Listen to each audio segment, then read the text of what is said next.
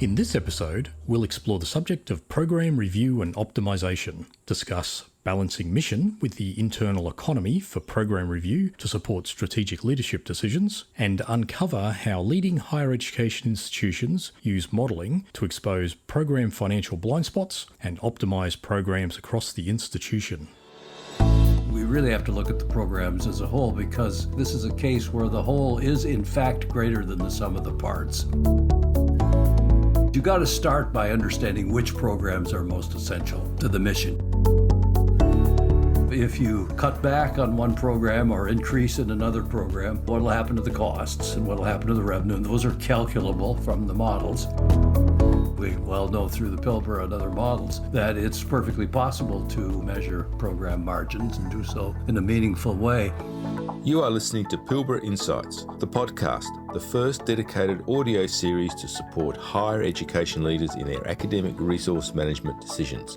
The series will showcase the industry's most respected and experienced experts, explore the topics of program review and optimization, course evaluation, faculty effort, departmental research, planning and budgeting, and the key benefits of activity-based cost modelling for evidence-based decision-making. Hello and welcome to episode 2 of Pilbara Insights. I'd like to welcome back Professor Bill Massy. Hi, Bill. Hello, Lee. In today's episode, we'll be discussing programs and program reviews. So, Bill, from your perspective, what are some of the issues with program management at universities? Well, the traditional program review, of course, has to do with the quality of the program, the capacity of the faculty to deliver, quality of the students, quality of the infrastructure, and so forth. And those are all very important, and I don't mean to shortchange them in any way. But as resources are getting to be more scarce, and they are, the additional dimensions are whether or not your programs are making or losing money, and what you can do to improve that. And, of course, also there's the market question. You want programs that have curb appeal in the marketplace. But let's talk today about the economic side. It's not that you want to choose programs based entirely on the economics, but neither can you ignore the economics when you're deciding which programs to increase or decrease or even sunset if that's what you need to do. Yep.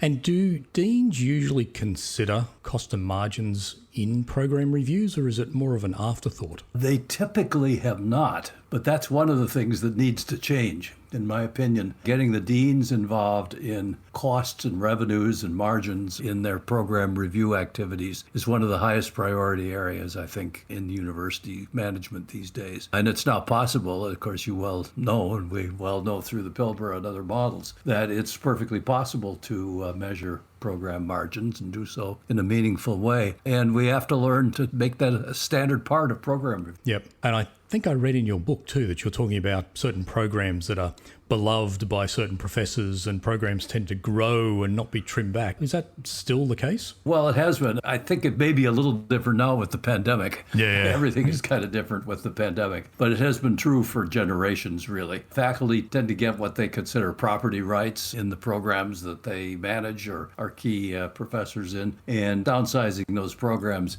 it's more than just an economic decision. It's kind of a decision that cuts to the heart of who the person is and what they're doing. But nevertheless, we have to make those decisions because no institution can cover everything that they might wish to cover and their faculty might wish to cover. Yeah. And we know through some of our other models, and I think we mentioned this last time too, is that not every program will have a positive margin. Some programs are core to the mission. So knowing how it sits in with the full mix of programs and which ones subsidise which other programs is quite important as well. Yeah, that's why I'm coming to talk about program portfolios. Program review typically has been just one program at a time. Yep. And institutions, the typical method is institutions will bring in a team, maybe external, maybe an internal team, and they will evaluate that program and write a report and make recommendations about how the program can be improved, what additional resources are needed, and so forth. That's still important if you're talking about the quality side. But we really have to look at the programs as a whole because this is a case where the whole is in fact greater than the sum of the parts. And when you make a change in one program, it ripples out to other programs, and you may have to make compensating changes, in fact, in other programs. So do you know if anyone is actually doing program portfolio reviews? I can't honestly say that I know of anyone. I've written about it, Right. as you know. But I think it's coming. I mean, I talk to people and I detect a lot of interest in it now, Yeah. much more than even a few years ago. So I think, yes, I think it's coming over the horizon now. It's not simply emergent. I think it's something that for which the time has come. Yeah, so would that be within one school or across multiple schools? That would generally be on a campus. Possibly it would be done at a system level. State higher education systems, SHIOs, higher education executive officers, have tried for generations really to try to get some coordination amongst programs on their campuses. That's a Right. tough go. But now campus leaders are recognizing that they have to look at their own portfolios. Right. Yeah, and just to add complexity to the whole thing, there's the program course relationships as well. We noticed when we were doing some modelling that, and in fact, I think I used one of your examples out of the book for a video that I put together where it's important to understand which courses are being used within programs because they could come from various schools. And, They could, not only could, they do. They do, invariably, yeah. Yep. So if you make a decision to say cut a program, it could have impacts on other schools as well without knowing if you don't have that underlying relationship identified. Yeah, what you really need to do is you got to not only have the margin for the individual programs and put them, together in the portfolio, but you need to know what will happen if you, say, reduce the size of a particular program. That program shares courses with a lot of other programs, and it just might be, well, one of two things might happen, that when you reduce the size of the program, you don't really save much money because you still need to have most of the courses for other programs. Yep. And if those courses are already kind of small to begin with, they get a little smaller, but you still have to have them. If, depending on the numbers, you may not be able to even cut sections in other courses. Yep. And that's no good. You lose 100% of the revenue of the program. Yep. But only some of the costs. That's not necessarily a good deal. Yeah. And one of the biggest uses of our models, and why we're talking about it today, when we did a survey of the universities that use our models, is program review and optimization. So what specifically are you looking at to optimize programs? You got to start by understanding which programs are most essential to the mission. You don't want to make these program judgments based entirely on the economics, nor do you want to make them entirely based on the program, on the importance. But you have to make judgments about which programs are more important and also probably which programs are less important than the average in terms of the centrality to what the university wants to do. Its academic focus, if you will, its mission. And I know, you get pushback when you talk to people about this. They say, well, everything's important. Or if I say program X is not so important, I'm going to get the faculty in program X mad at me. Yep.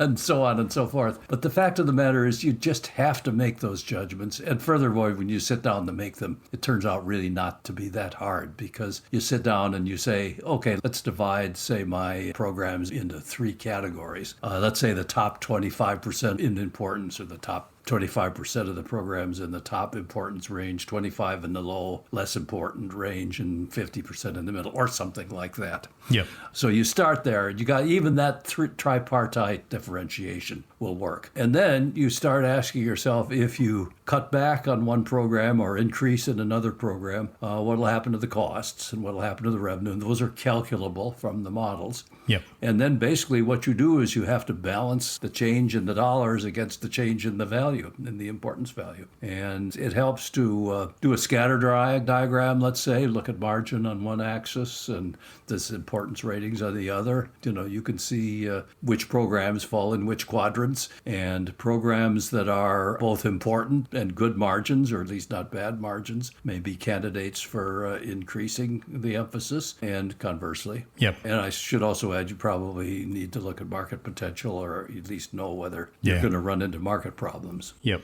And you created a tool for prioritizing programs, didn't you? Yeah, well, it's kind of what I described, I think. Yeah. The kind of ranking process, yes. Yep. And something that we were discussing a little bit earlier before we started the podcast was this whole concept of micro-credentials and lifelong learning and what impact that might have on traditional programs. And I was thinking from the economics perspective, because it could have a big impact on the way the revenue is received in an institution.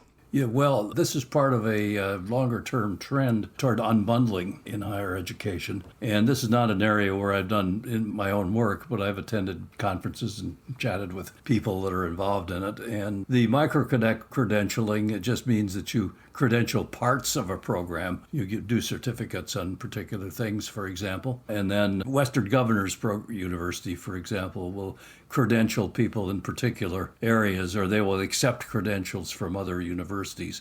And then they serve often as an aggregator. So there are institutions that will collect this stuff and then certify for the degree. Yep. So that's happening, and it's going to have effect on the economics, but I'll be honest, I don't think anybody really knows. Yeah. It'll be interesting to see if there's an uptick due to what's currently happening now with the pandemic and a lot more online learning, and whether people can go back to university to do these short courses to support, their jobs and all that sort of stuff as well. Yeah. Well, the online learning makes it much easier to do that. That's less of a time commitment, and the costs are less and so forth. I've wondered from time to time whether or not we'll see sort of bundled, a different kind of bundling, as the universities will bundle a current degree and an ongoing refresher into a single set of fees, maybe that's spread out over time. I haven't seen that, but it seems like a logical strategy. Yes, indeed. Excellent. Well, thank you very much for your time today, Bill. Great. It's always a pleasure. Take care. Thanks, mate. Bye-bye.